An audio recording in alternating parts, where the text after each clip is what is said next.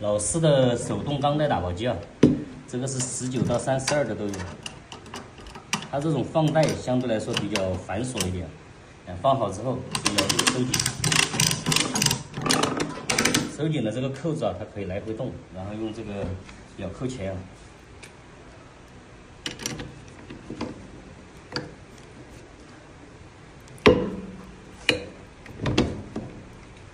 咬完之后，它这个是带切刀的，往这样上面一掰就可以了，移出来，打包就完成了。